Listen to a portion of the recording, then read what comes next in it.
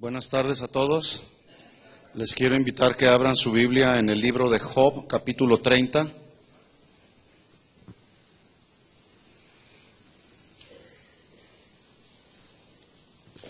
Continuamos desarrollando la serie Verdades que Liberan.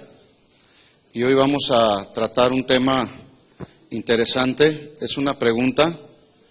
¿Dios es cruel o es misericordioso? Bueno, vamos a ver qué dice la Biblia, ¿verdad?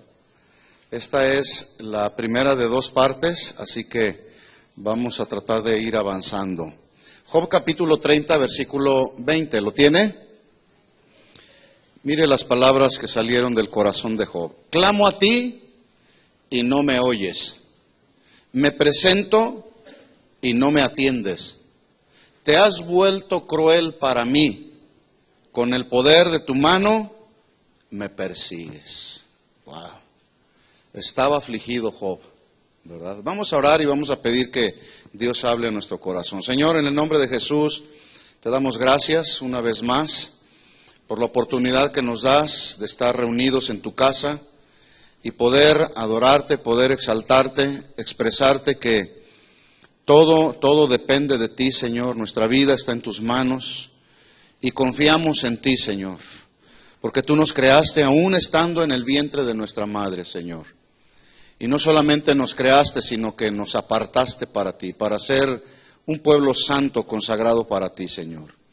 Pedimos en esta tarde que nos hables al corazón y que tu palabra traiga luz a nuestra alma, Señor, y que podamos entender y comprender este mensaje, Señor, que tú tienes para nosotros. Te lo pedimos todo esto en el nombre de Jesús. Amén. Amén. ¿Dios es cruel o misericordioso?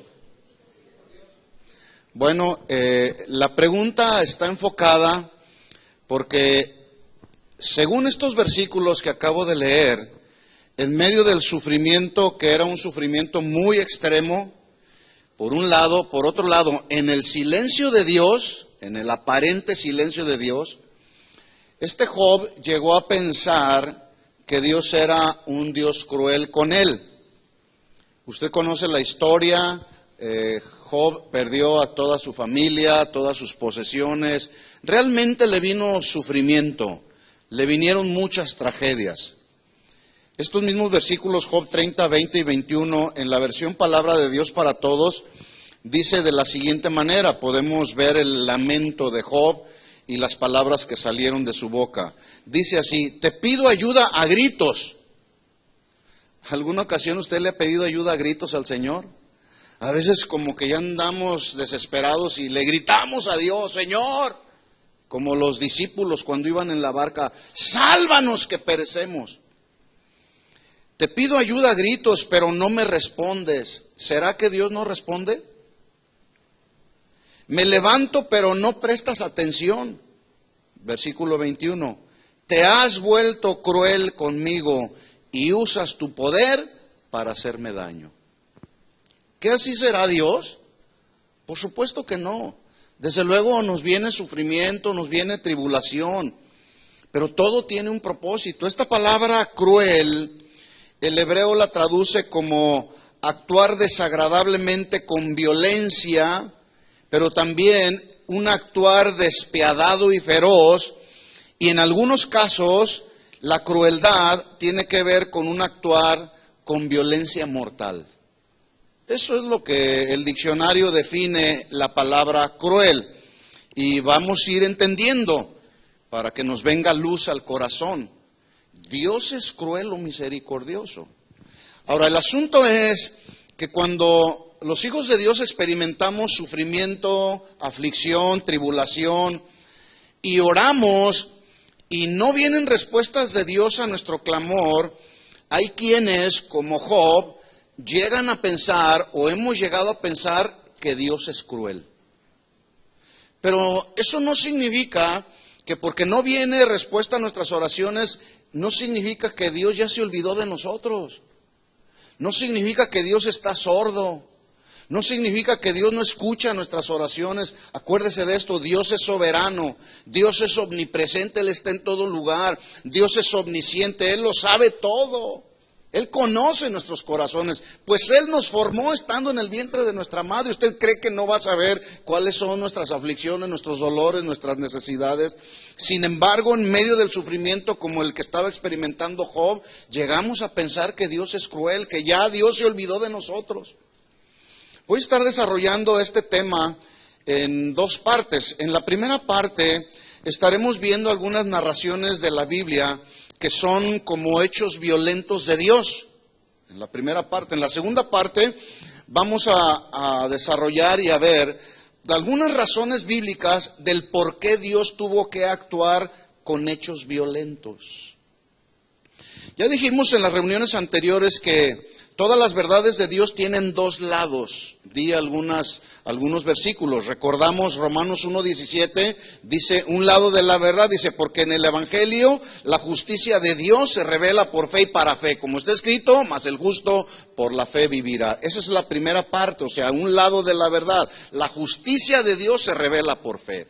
Pero el otro lado que vemos en la Biblia, el versículo 18 dice, pero también la ira de Dios se revela desde el cielo contra toda impiedad e injusticia de los hombres que detienen con injusticia la verdad. Hablamos también en las reuniones pasadas de la importancia de estar conscientes de la justa manifestación de la ira de Dios. Ya vimos con mucho detalle cómo la Biblia habla bastante acerca del tema de la ira de Dios hacia hechos, conductas, acciones y pecados pasados, presentes y futuros. Por ejemplo, en el pasado Dios reveló su justa ira ante la desobediencia de Adán y Eva, y el resultado de su desobediencia fue que fueron echados del huerto de Edén. Qué situación tan lamentable. También en el pasado Dios manifestó su justa ira ante la maldad de los hombres a través de un diluvio. Miles, quizá millones de personas murieron ahogados a través de un diluvio. ¿Dios es cruel? ¿Lo hizo porque Dios es cruel? También en el pasado Dios manifestó su justa ira al destruir dos ciudades malas y perversas llamadas Sodoma y Gomorra. Pero quizá la demostración más grande de la ira de Dios, de la manifestación de la ira de Dios, fue en el sufrimiento y en la crucifixión de Jesús, en donde Dios descargó toda su ira para que todo aquel que en Él crea no se pierda y fuésemos libres del pecado y de la condenación eterna que merecíamos.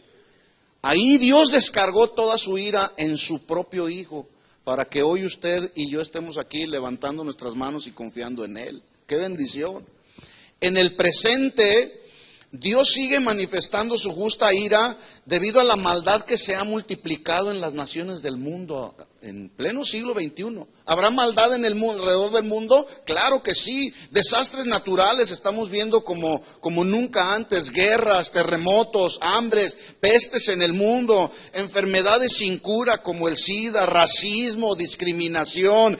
Hechos que debido a la ignorancia bíblica, algunos hombres hacen suponer o suponen que Dios no existe. Por toda esa serie de hechos que estamos experimentando, porque dicen ellos que si Dios existiera, el mundo no estaría como está. Y si existe Dios, piensan ellos que Dios es un Dios cruel, despiadado y sin misericordia. ¿Será así? Seguiremos viendo, escuchen esto, mis hermanos, la justa manifestación de la ira de Dios.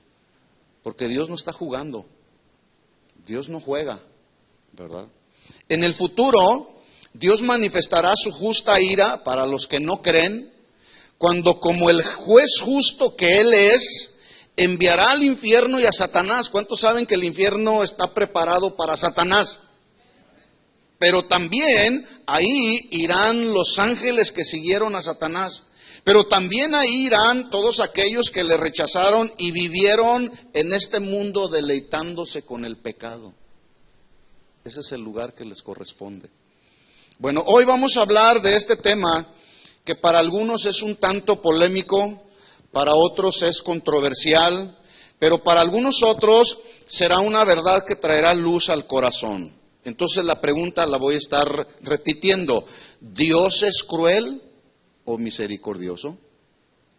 En la medida que vayamos pues avanzando en el tema, nos daremos cuenta que en la Biblia encontramos respuestas a las siguientes preguntas que voy a hacer.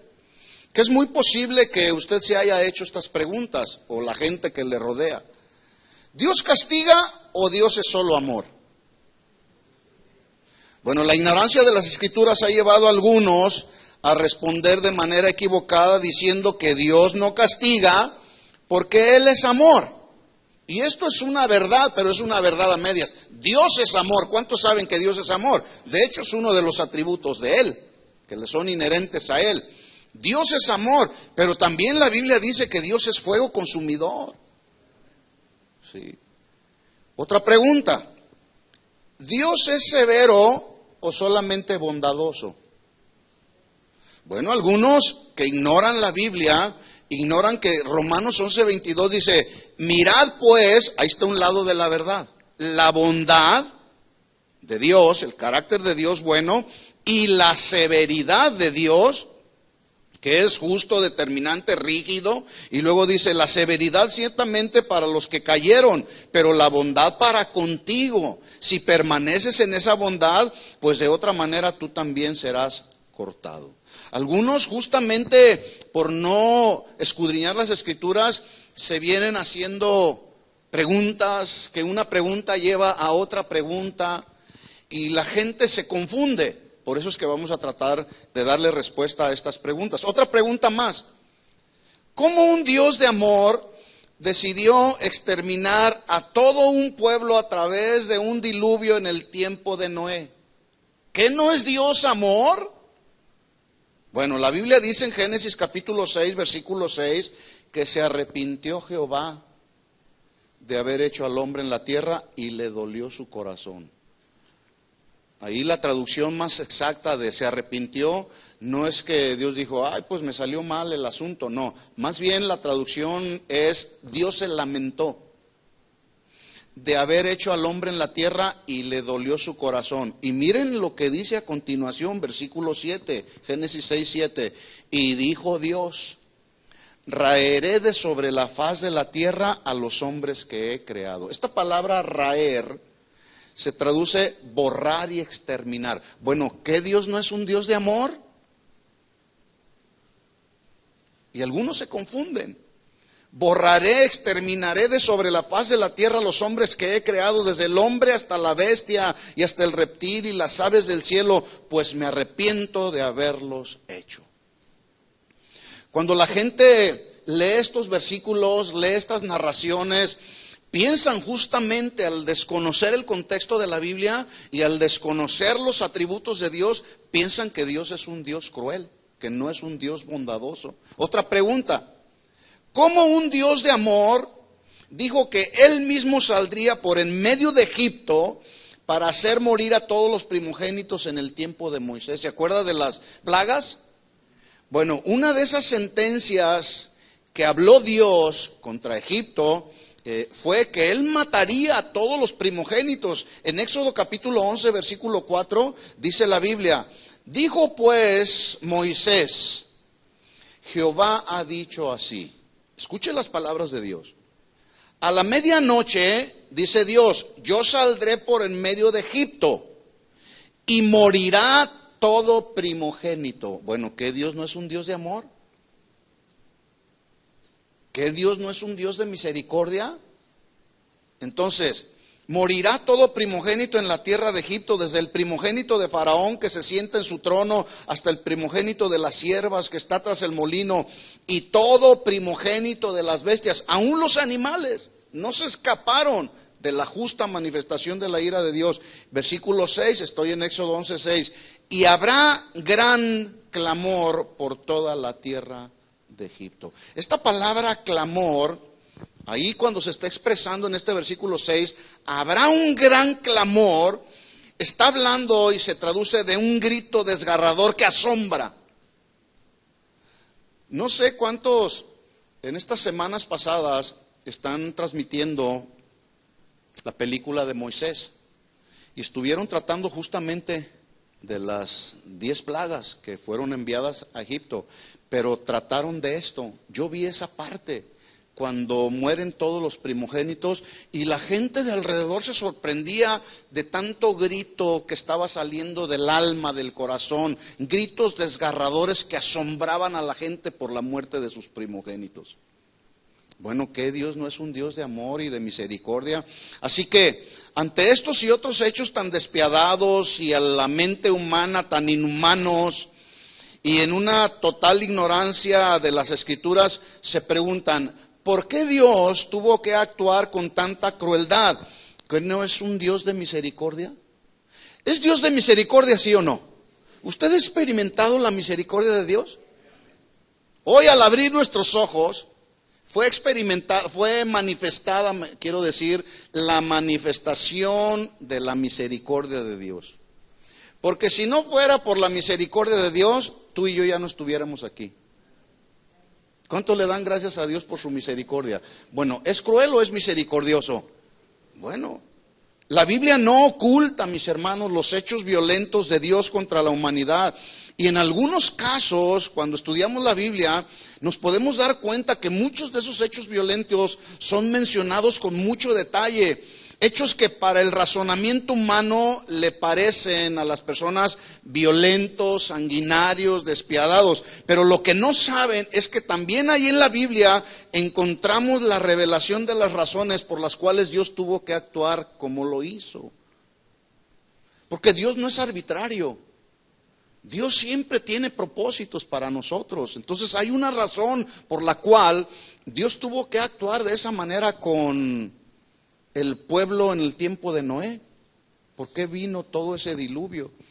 Cuando Israel fue liberado de la esclavitud de Egipto e introducido en la tierra de Canaán, escuchen esto, mis hermanos, Dios le dio instrucciones claras al pueblo de Israel que para el razonamiento humano les parecen crueles y despiadadas, pero eran las instrucciones de Dios. ¿Cuántos saben que las instrucciones de Dios no se discuten?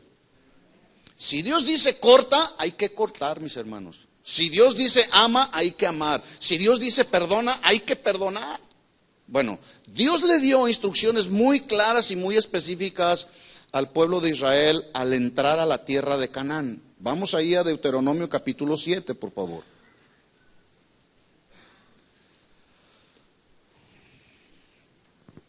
Deuteronomio capítulo 7, versículo 1. ¿Lo tiene? Cuando Jehová tu Dios te haya introducido en la tierra en la cual entrarás para tomarla, y haya echado delante de ti a muchas naciones, al Eteo, al Gergeseo, al Amorreo, al Cananeo, al Fereceo, al Heveo, al Jebuseo y a todos los feos, y 7 naciones mayores y más poderosas que tú, dice, y Jehová tu Dios las haya entregado delante de ti y las hayas derrotado, escuche esto, el pueblo de Israel, comandado ya ahora a través del liderazgo de Josué, están entrando a la tierra prometida. Dios hizo su parte, Dios le entregó a Israel la tierra, la cual él le había prometido. La parte que tenía que hacer Israel era conquistar esa tierra porque estaba habitada por estos pueblos. Pero la instrucción de Dios fue bien clara. Una vez que los hayas derrotado, escuchen lo que dice a continuación, las destruirás del todo. Esta frase, las destruirás del todo, está implicando que todos los hombres, mujeres, niños deberían de ser asesinados, porque la traducción del hebreo para destruir significa hacer morir. Bueno, entonces Dios no es un Dios de misericordia. Dice ahí entonces, las destruirás del todo, las harás morir. Ahora, esto no lo digo yo, lo dice la Biblia, lo dice Dios. Pero no por esa instrucción que Dios está dando significa que Dios es un Dios cruel y despiadado. Había un propósito que lo vamos a descubrir. Las destruirás del todo, las harás morir y no harás con ellos alianza, ni tendrás de ellas misericordia. Y no emparentarás con ellas, no darás a tu hija o a tu hijo, ni tomarás a su hija para tu hijo, porque desviarás a tu hijo de en pos de mí y servirás a dioses ajenos. Y el furor de Jehová se encenderá sobre vosotros y te destruirá pronto. Versículo 5. Mas si así habéis de hacer con ellos, sus altares destruiréis y quebraréis sus estatuas y destruiréis sus imágenes de acera y quemaréis sus esculturas en el fuego. Instrucción muy clara. ¿Lo entendió? Dios estaba dando instrucción al pueblo de Israel de que destruyera todo. La pregunta es la siguiente: ¿por qué Dios ordenó destruir o hacer morir a todos esos pueblos? ¿Que no Dios es un Dios de misericordia? ¿Por qué los mandó destruir? Bueno, con más detalle daremos algunas razones, pero déjeme mencionarle algunas. Porque estos pueblos merecían morir por causa y a resultado de la maldad y la pecaminosidad extrema con la que se conducían. Por eso tenían que morir. Por el odio constante y deliberado que manifestaban ellos contra Dios, pero también contra el pueblo de Dios. Mataban a los hijos de Dios. Pero también tuvieron que morir y Dios les dio instrucciones de que destruyeran todo, porque todos esos pueblos constituían como un cáncer moral. Se fija, cuando una persona está desahuciada porque tiene ya cáncer, el cáncer empieza a correr y empieza a infectar algunos otros órganos internos. Bueno, esta maldad y esta perversidad en la que caminaban todos estos pueblos era como ese cáncer. Ellos tenían todo el potencial de infectar con sus prácticas de idolatría y de inmoralidades al pueblo de Israel. Por eso Dios le dijo al pueblo de Israel: tienes que acabar con ellas. Pero para la mente humana, algunos dicen: qué cruel es Dios, no tiene misericordia. La historia ha registrado cómo a través del tiempo hay personas creyentes y no creyentes que se han sorprendido y en algunos casos se han escandalizado por la gran cantidad de narraciones tan violentas que vienen en la Biblia, de las cuales esas narraciones se mencionan principalmente en el Antiguo Testamento. Por ejemplo, a fines del siglo II surgió un hombre de dentro de las filas del cristianismo que hizo su propio canon. La palabra canon es la palabra del griego kané, que significa regla o vara de medir. Cuando hablamos del canon bíblico, nos estamos refiriendo al conjunto de libros que, según la tradición judeo-cristiana, son los libros considerados como divinamente inspirados. Es decir, los libros que Dios inspiró a los hombres que escribieron, y que tenemos dos documentos, uno conocido como el Antiguo Testamento y otro como el Nuevo Testamento. El Antiguo y el Nuevo Testamento constituyen entonces el canon bíblico. Pero este hombre, dice la historia, que en el segundo siglo hizo su propio canon, sus propias reglas. Este hombre fue un hombre llamado Marción de Sinope. Sinope era una región de Roma. Este hombre era un empresario muy rico, tenía una mente muy brillante, fue un escritor, pero también fue un teólogo griego, pero además fue obispo de la iglesia, lo cual le generó una influencia, una autoridad sobre la iglesia naciente, y esto lo llevó a fundar una secta conocida como los marcionitas, en honor a su nombre. Marción fue un dualista de pensamiento y de criterio. Su doctrina se resumía a la existencia de dos espíritus supremos, que decía él que había dos dioses: el Dios del Antiguo Testamento, que era malo, que era perverso y que era cruel, y el del Nuevo Testamento, que era un Dios bueno, amoroso y lleno de misericordia. Él hablaba de ese Dios del Antiguo Testamento, lo hablaba o se refería a él como un Dios pequeño. De hecho, lo escribía con D minúscula para referirse justamente al Dios del Antiguo Testamento, el cual era considerado por este Marción como un Dios bárbaro, despiadado, cruel y castigador. Pero por otro lado, hablaba de un Dios muy grande, que de hecho lo escribían con D mayúscula para referirse al Dios del amor y la misericordia del Nuevo Testamento. Este Marción odiaba todo lo que tuviera que ver con el judaísmo. No quería saber nada de lo que oliera a judaísmo. Por lo tanto, Marción no tenía nada que ver con el judaísmo y esto lo llevó a desechar totalmente al Dios del Antiguo Testamento por considerarlo cruel, despiadado y sanguinario. Y del Nuevo Testamento solamente se quedó con el Evangelio de Lucas, pero mutilado. Le quitó muchos versículos que hablan del judaísmo. Entonces, acuérdese, estaba haciendo su propio canon, sus propias reglas, ¿sí? De las cartas de Pablo se quedó solamente con 10 de las 13 que son, desechó por supuesto las cartas pastorales, primera y segunda de Timoteo y Tito. También eliminó las cartas universales de Pedro, Santiago y Juan, y por supuesto eliminó por completo el Apocalipsis. Entonces, según este Marción, el Dios del Antiguo Testamento es uno, y dice él, o decía él, que era cruel, despiadado y sanguinario, y el del Nuevo Testamento era otro Dios, que era un Dios amoroso, bondadoso y misericordioso. ¿Es esto así? No, la respuesta es no. Ahora, ¿alguna ocasión usted ha tratado de compartirle a un inconverso acerca de la salvación por fe? ¿Ha tratado de compartirles? Que les dice, mira, nada más tienes que arrepentirte de tus pecados, creer en el Señor Jesucristo y Él te va a perdonar de todos tus pecados, y no lo creen. Dicen, ¿cómo? ¿Así de fácil? ¿Que no tengo que hacer nada? ¿Por qué? Porque a veces en nuestra mente está el pensamiento de que algo se tiene que hacer para obtener la salvación. Los que conocemos lo que dice la Biblia, que la salvación viene por fe y no por obras, lo podemos entender.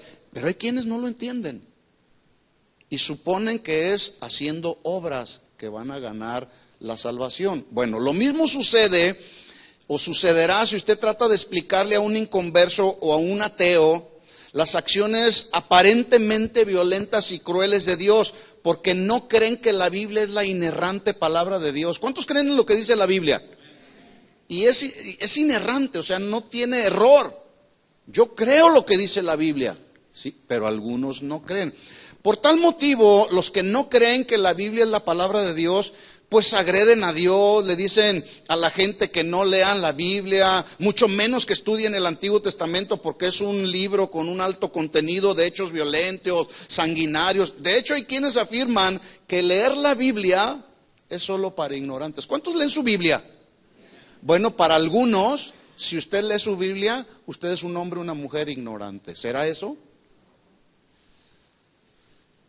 Pablo dijo en 1 Corintios 2:14 que el hombre natural no percibe las cosas que son del Espíritu, porque les parecen como locura. ¿Cómo? ¿Así de simple es la salvación? No, por favor, tengo que hacer algo. Les parecen locura, ¿sí? No las pueden entender porque se han de discernir espiritualmente. Bueno, los hechos que en apariencia parecen muy violentos, que se narran en el Antiguo Testamento, no los pueden entender porque se han de discernir espiritualmente. Tenemos que tener fe para creer que Dios tuvo que hacerlo de esa manera. Ahora, si todos esos hechos violentos que narra la Biblia en el Antiguo Testamento se miraran desde la perspectiva de las políticas y leyes actuales de la Organización de las Naciones Unidas, que entre otras reglas o entre otras mandamientos que tiene es salvaguardar y velar por los derechos humanos. Esta es una responsabilidad que tiene la ONU, Organización de las Naciones Unidas. Bueno, a la óptica de la ONU, todos estos hechos violentos de parte de Dios serían considerados como un genocidio. Dios sería caracterizado ahí o criticado o considerado como un genocida. ¿Será Dios un genocida? Así que bueno, a través de esta enseñanza vendrá para nosotros la revelación, la luz, el entendimiento al corazón. Y si es que hubiera alguna duda del por qué Dios tuvo que actuar de tal manera tan violenta, bueno, en la Biblia vamos a encontrar respuesta a estas preguntas. Aprenderemos, tendremos la respuesta que debemos dar a todos aquellos que piensan que Dios es cruel, que Dios es salvaje, que no tiene misericordia. Pero lo primero que tenemos que entender es que Dios se manifiesta a través, o sea, el carácter de Dios, mejor dicho, se manifiesta a través de sus atributos.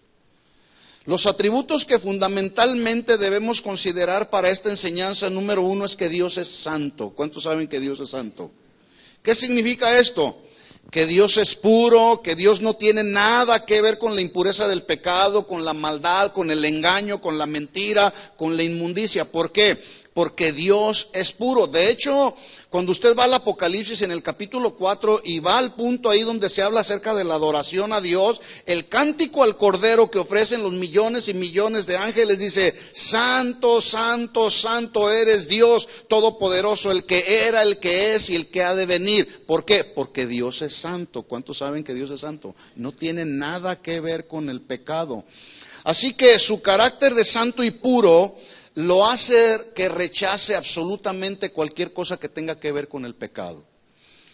Otro de los atributos que nos manifiesta el carácter de Dios y que es necesario también considerar en esta enseñanza es que Él es justo y ama la justicia. Por un lado, Dios es santo, no tolera el pecado. Por otro lado, Dios es un Dios justo y ama la justicia. ¿Qué significa esto? Que Dios obrará en su carácter de justo. Él no tiene hijos predilectos, ¿o sí? No tiene hijos a quien favorece, a unos sí y a otros no. No se le puede a Dios sobornar. Él obrará siempre para con todos, creyentes o no creyentes, obrará con justicia. ¿Cómo obrará Dios? Con justicia. ¿Pero qué es la justicia? Muy simple.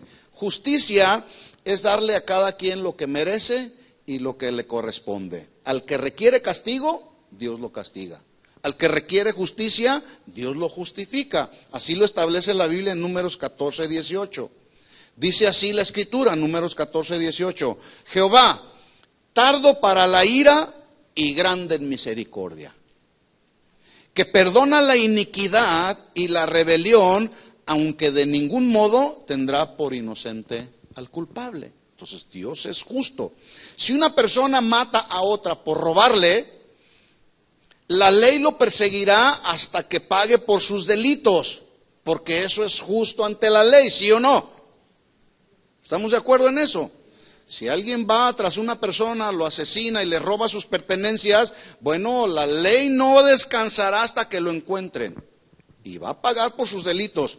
Entonces, como eso es lo que dice la ley, eso es lo que demanda la ley, la pregunta sería, incluso algunos que son sentenciados por algún delito que cometieron, son sentenciados a la pena de muerte. Eso dice la ley.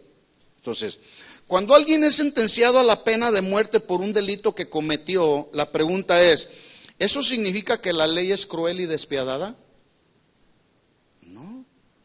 Más bien significa que se establece y se hace justicia, ¿verdad? Usted vaya por el freeway a 120 millas por hora y tarde o temprano le va a caer el policía ahí y le va a dar un ticket que le va a costar más de $350, si bien le va, ¿verdad? Usted no puede decirle al oficial, no le puede decir, es que pues no, yo iba a la velocidad que yo quiero. No, pues es que la ley dice que tienes que ir a 65 millas por hora. Y tú violaste la ley. Y la ley, como es justa, pues se tiene que aplicar, ¿sí? Así que como el carácter de Dios es justo, dice que Dios es justo y ama la justicia, y que la justicia y el juicio de Dios, escuchen esto, son el cimiento del trono de Dios. O sea, Él actuará con justicia. Él se manifiesta como santo, pero también se manifiesta como Dios justo, pero también se manifiesta como un Dios misericordioso y perdonador. ¿Estamos claros en eso? Por lo tanto, entonces, Dios en su carácter de justo mandó al pueblo de Israel que destruyera a todos los pueblos que habitaban la tierra de Canaán. Ya los mencioné, al Eteo, al Jebuseo, al Feo, al Cananeo, al Fereceo, al Heveo, al Jebuseo, y les dijo ahí, las destruirás a todas estas naciones, a todos estos pueblos, las harás morir, pero tampoco harás con ellos alianza, ni tendrás de ellas misericordia. Ahora, Dios escogió al pueblo de Israel no porque era el mejor pueblo, porque eran igual de pecadores a los otros pueblos. No sé si usted se había dado cuenta de eso. Pero en su carácter de soberano, porque también Dios es soberano, este es otro de sus atributos, la soberanía de Dios. Él así lo determinó, que Israel fuera su pueblo especial, ¿sí? Un pueblo que era igual de pecador. Pero el asunto es que Dios escogió a Israel porque lo quería santificar. Lo llamó y lo santificó, lo consagró para él, y que de ese linaje del pueblo de Israel naciera nada más y nada menos que el Salvador del mundo llamado Jesucristo. Bueno, nosotros merecíamos la muerte. Eso era lo que merecíamos. Andábamos allá en el mundo en nuestros delitos y nuestros pecados. Pero Dios nos escogió estando en el vientre de nuestra madre. Nos escogió para ser su pueblo especial. Qué privilegio tenemos, ¿no? De ser el pueblo especial de Dios. Sin embargo, entonces, Dios, por ser su pueblo especial, le dio instrucciones para que no se contaminara con el pecado y con la idolatría de los otros pueblos. En Deuteronomio capítulo 6, versículo 6, si vamos ahí.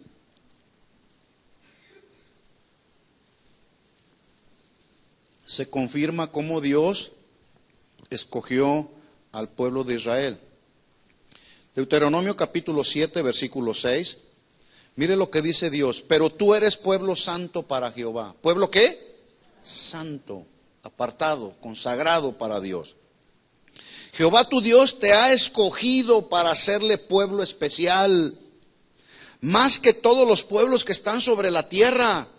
No por ser vosotros más que todos los pueblos. En otras palabras, no creas que eras el mejor pueblo. No eras mejor que los demás. Eras igual que los demás. Sin embargo, Dios os ha querido, Jehová os ha escogido, pues vosotros eras el más significante de todos los pueblos, sino por cuanto Jehová os amó y quiso guardar el juramento que juró a vuestros padres, os ha sacado Jehová con mano poderosa y os ha rescatado de servidumbre de la mano de Faraón, rey de Egipto. Así que el propósito de la destrucción de estos pueblos se hacía necesaria, mis hermanos, debido a tanta maldad, a tanta pecaminosidad en la que caminaban todos estos pueblos.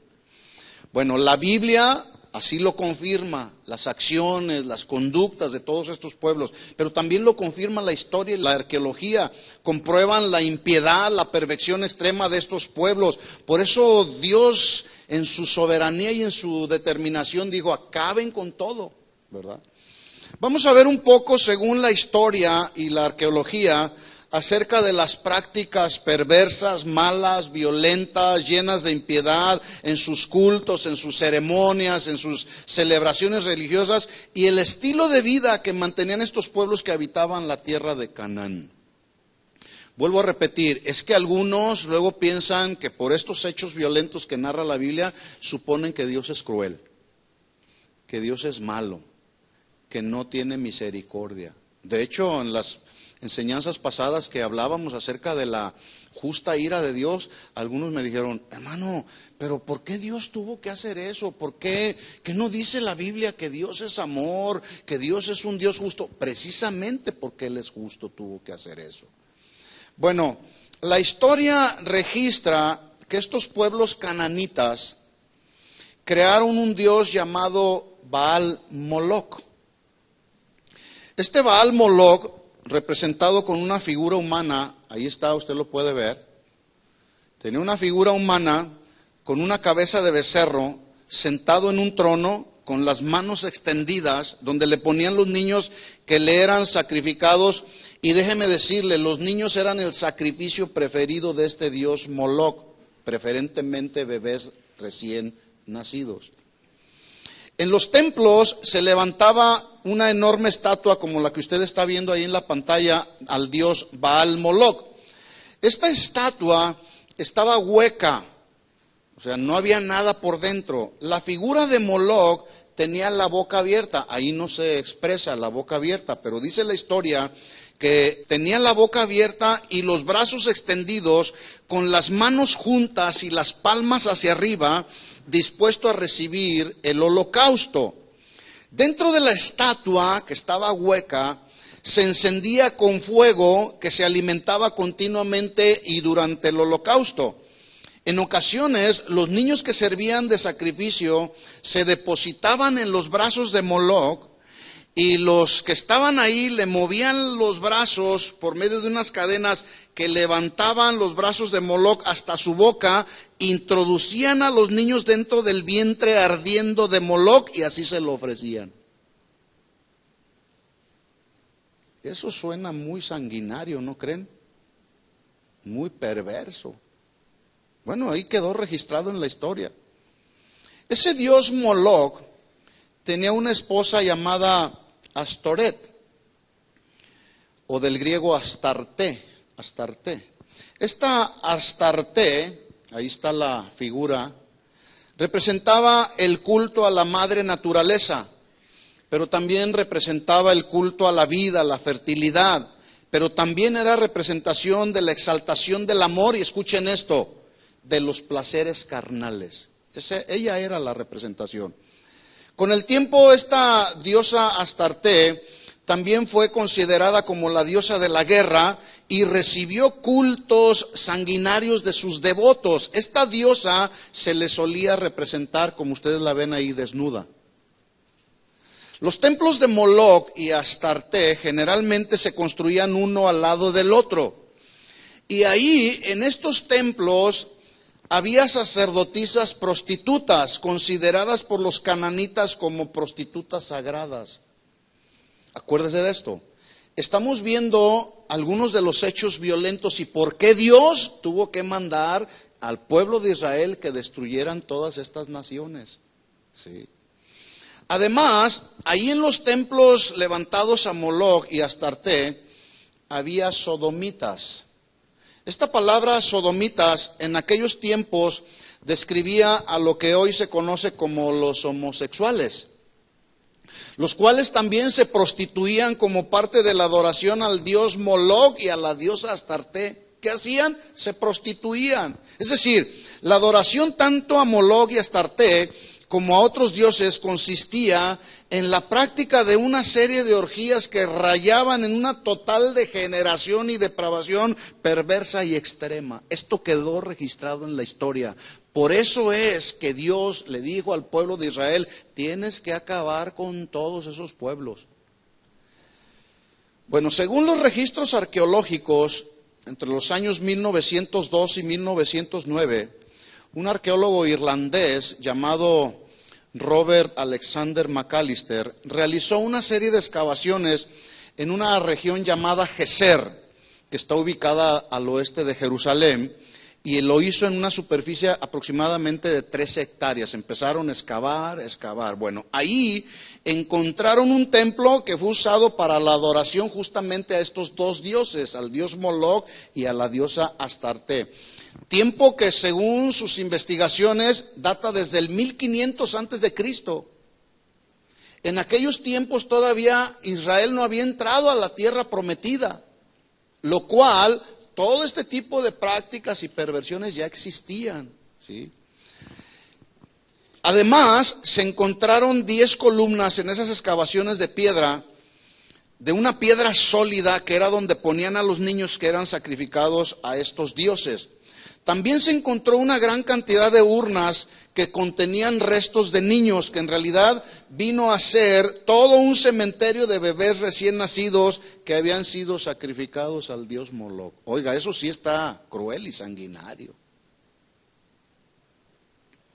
De tal forma que tanto la historia como la arqueología, mis hermanos, nos confirman una vez más que lo que está escrito en la Biblia es verdad. Y la razón por la cual la Biblia es totalmente confiable. ¿Cuántos confían en lo que dice la Biblia? Bueno, según sus tradiciones de estos pueblos, había una de ellas, por cierto, que era una tradición muy fea, así muy grotesca, llamada el sacrificio de los cimientos. La práctica de esta tradición consistía en que al construir los cimientos de sus casas, estos pueblos Mataban a uno de sus hijos, se lo ofrecían a sus dioses y ¿sabe lo que hacían? Lo enterraban justamente junto a los cimientos. De ahí viene el nombre de esta tradición, el sacrificio de los cimientos. ¿Por qué hacían esto? Porque ellos creían que en base a este sacrificio le daban honor a su Dios, su casa vendría a ser una casa sólida, tendrían perpetuidad, es decir, larga vida, pero además ellos creían que les vendría buena suerte actuando de esa manera y una serie de supersticiones más en las que ellos creían. Bueno, los arqueólogos también encontraron una cantidad numerosa de imágenes en placas de estos dioses Moloch y Astarte. Escuchen esto, muy feas también, porque dice ahí la arqueología que presentaban a estos dioses con los órganos sexuales expuestos de una manera muy exagerada, muy pervertida, rayando en lo que hoy conocemos como imágenes pornográficas. Por cierto, cuando Dios dice, deja ya eso, hay que dejarlo, mi hermano. Porque la pornografía ha estado infectando al pueblo de Dios en la actualidad. Y mucho pueblo de Dios está siendo menguado a causa de este mal hábito, ¿sí? Bueno, al poner todas esas placas, con todas esas imágenes que rayaban en la pornografía, el propósito obviamente era influir en la mente y en el corazón de los hombres y de las mujeres que acudían justamente a adorar a sus dioses. Y es ahí donde entraban en acciones las prostitutas, los sodomitas que también se prostituían, y entraban en toda una maldad y en una depravación impresionante. Los arqueólogos también descubrieron que todo este tipo de prácticas dieron como resultado una gran proliferación de enfermedades venéreas que llevaron a muchos a la muerte. Y luego entonces, ¿qué esperaban, no? Con todas esas prácticas tan malvadas y perversas, ¿qué esperaban? La justa manifestación de la ira de Dios que está sucediendo hoy en la actualidad. Así que los cananeos practicaban todo este tipo de excesos sexuales, lo hacían en presencia de sus dioses, después asesinaban a sus primogénitos para ofrecérselos al dios Moloch, con el falso argumento de tener el control de la natalidad y en ese sentido, pues la repartición de las herencias fuera más productiva y la riqueza de las familias estuviera más balanceada. Esta era la creencia que ellos tenían. No es lo mismo que usted reparta $1 millón entre 10 personas a repartir $1 millón entre 2 personas. Así que, pues como querían ellos que la riqueza se balanceara, decían, no, pues vamos, en la familia tenemos 5, vamos a matar a 2. Escuche esto, mi hermano, aquí está justamente la revelación, ¿sí? Si Israel se hubiera contaminado con todas estas tradiciones y prácticas ceremoniales malvadas, perversas, depravadas de los cananeos, ¿qué hubiera pasado con el pueblo de Dios? ¿Qué hubiera pasado? Vamos un poquito más al Nuevo Testamento. ¿Qué hubiera pasado si José y María, impregnados de las tradiciones de los cananitas, deciden construir su casa, hacer la ceremonia de los sacrificios, de los cimientos, y al nacer Jesús hubiera sido sacrificado a Moloch bajo la falsa creencia de tener larga vida y prosperidad? ¿Qué hubiera sucedido? Simplemente usted y yo no estaríamos aquí. Eso hubiera sucedido. Ahora, hasta aquí, yo sé que no es un tema así muy fácil de compartir inclusive, pero tenemos que enseñarlo, ¿sí? Porque en todo hay un propósito. Hasta aquí, ¿alcanza usted a comprender por qué Dios le dijo a Israel que destruyera a todos esos pueblos, los jebuseos, los fereceos? ¿Alcanza usted a entender el porqué, la razón del por qué Dios dijo? ¿Sí o no?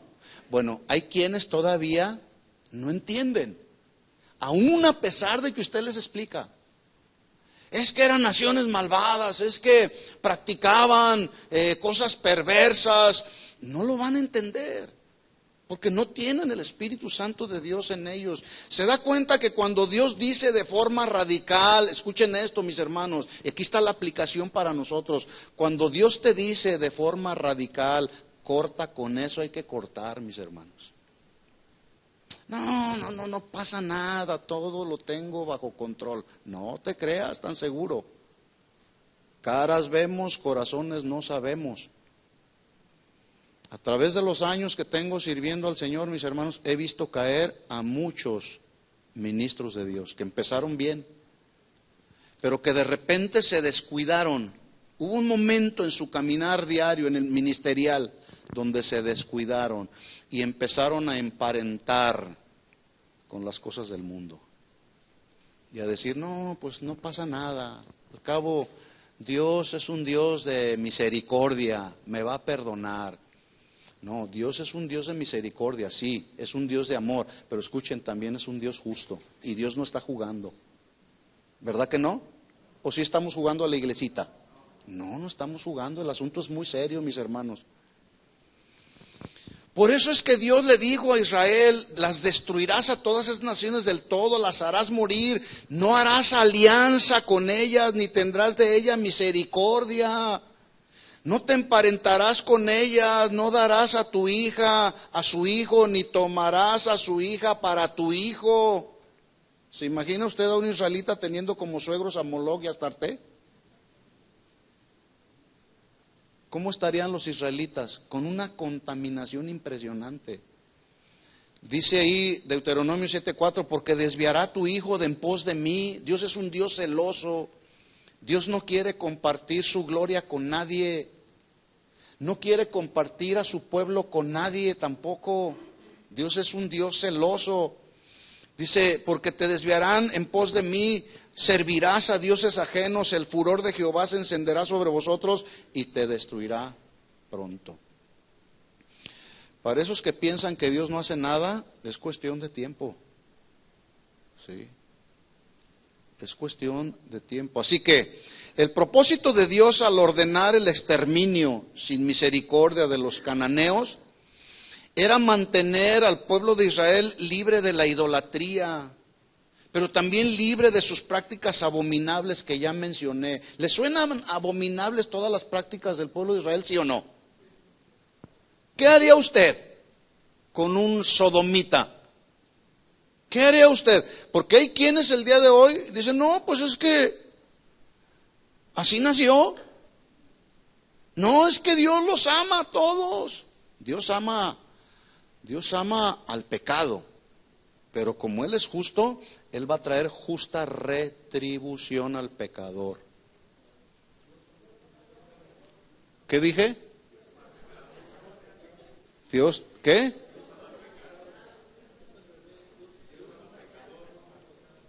Dios ama al pecador.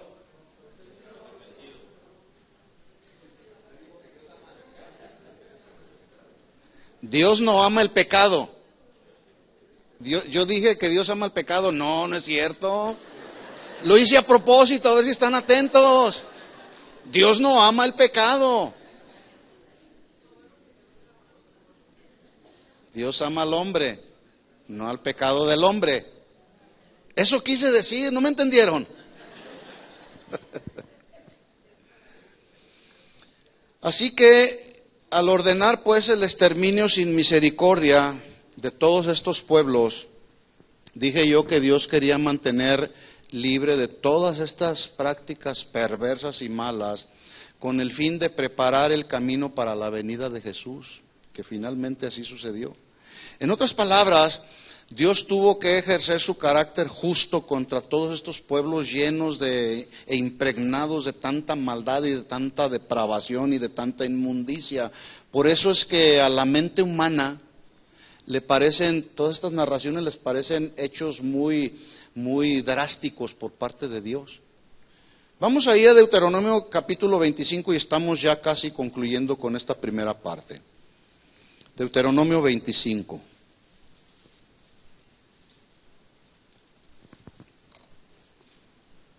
Bórrale ahí eso que salió. Ya no se puede.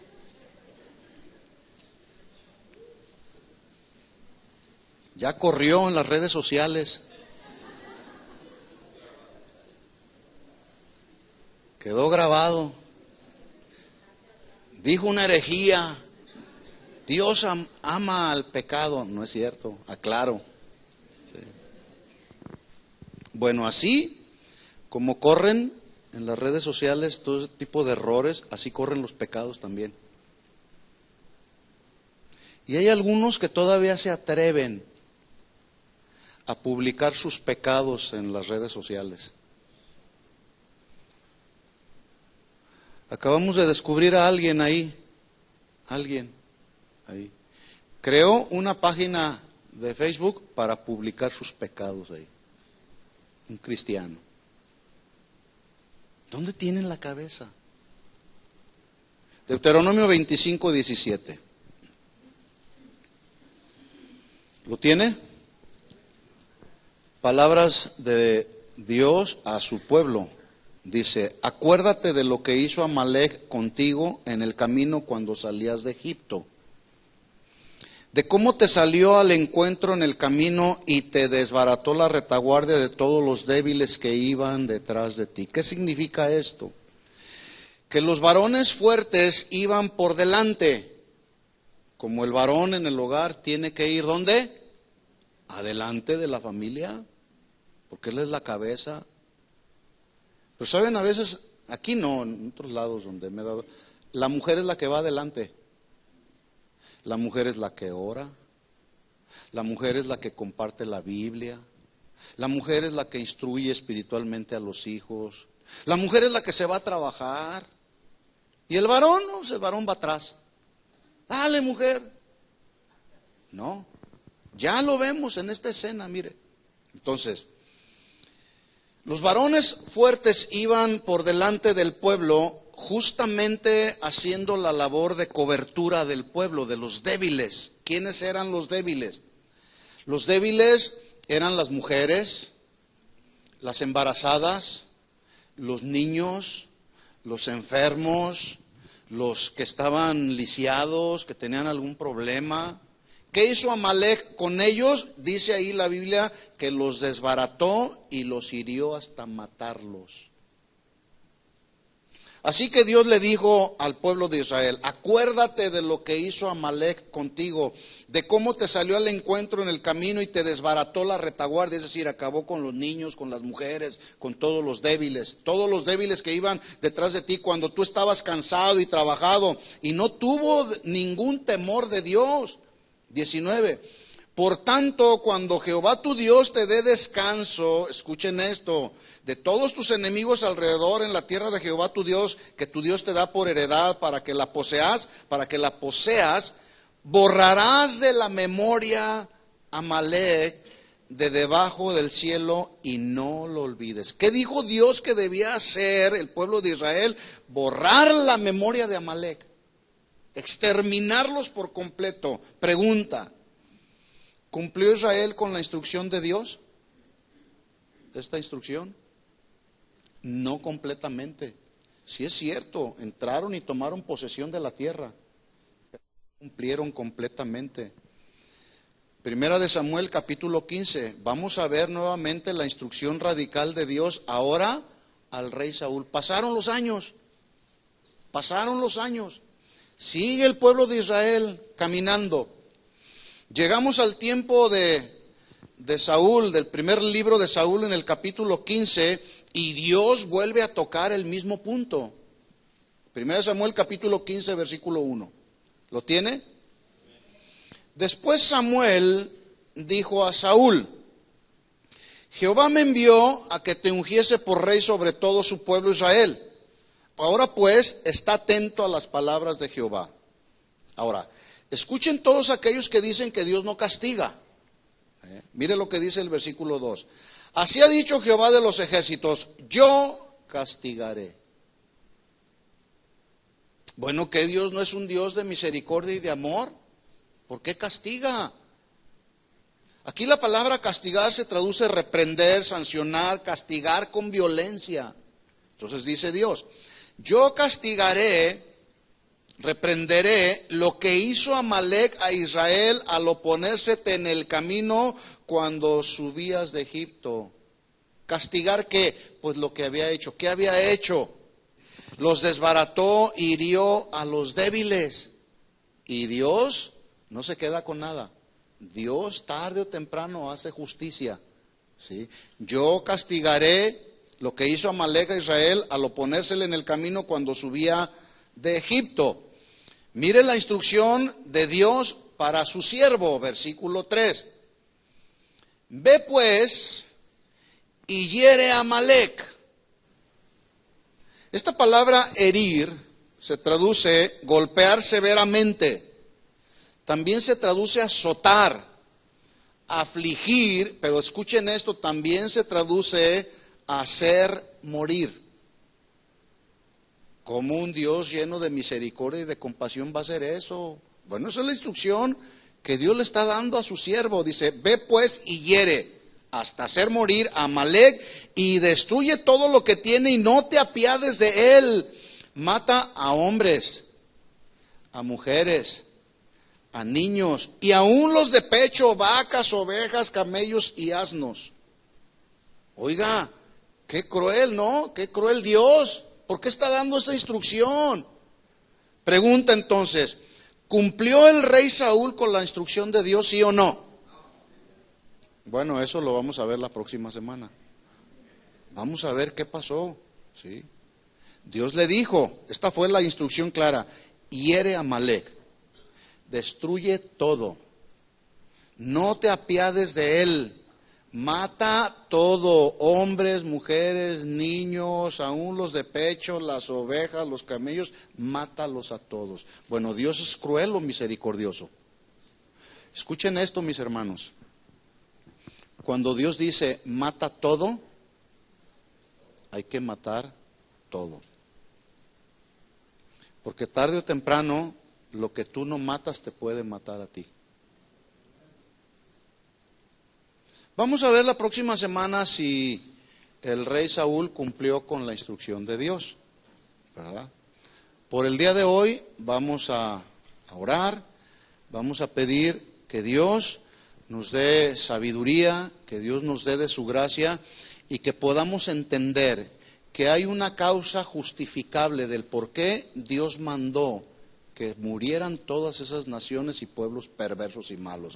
Lo cual significa, y podemos aplicar a nuestra vida, que también nosotros cuando estemos en el riesgo de contaminarnos con las cosas de este mundo, hay que cortar con todo, porque Dios es un Dios celoso y es un Dios justo y ama la justicia. ¿De acuerdo? Le invito a que se ponga de pie y vamos a orar y vamos a pedir que Dios nos dé de su fuerza, que Dios traiga sabiduría para nosotros. Y que Dios ponga en nosotros un espíritu de santidad, mis hermanos, para vivir en santidad. Con el pecado no se juega. Hay que orar y pidámosle a Dios, Señor, perdóname de mis pecados. Si es que a lo mejor estás ahí con algo que aparentemente te suena medio inofensivo, hay que cortar. Oremos. Señor, te damos gracias por tu amor, por tu misericordia. Gracias, Señor, porque a través de la historia de tu pueblo, el pueblo que tú escogiste para hacerlo un pueblo santo, consagrado para ti, podemos aprender, Señor. Aprendemos, Señor, que tú no estás jugando, que tú eres Dios veraz, que tú eres Dios confiable, que tú eres Dios santo, que no compartes con nada el pecado, Señor. Pero también eres un Dios justo, Señor. Ayúdanos cada día, Señor, a vivir en santidad. Queremos deshacer todo aquello, Señor, que pueda traer contaminación a nuestra mente, a nuestro corazón, a nuestra alma. En el nombre de Jesús, Señor, yo te pido en estos momentos que redargullas nuestros corazones. Queremos ser un pueblo santo para ti, Señor.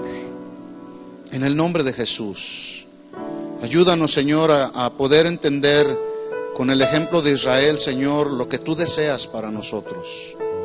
Que acabemos con todo aquello que representa el mundo, las cosas de este mundo, el pecado, la avaricia, la lujuria, cualquier pecado, Señor.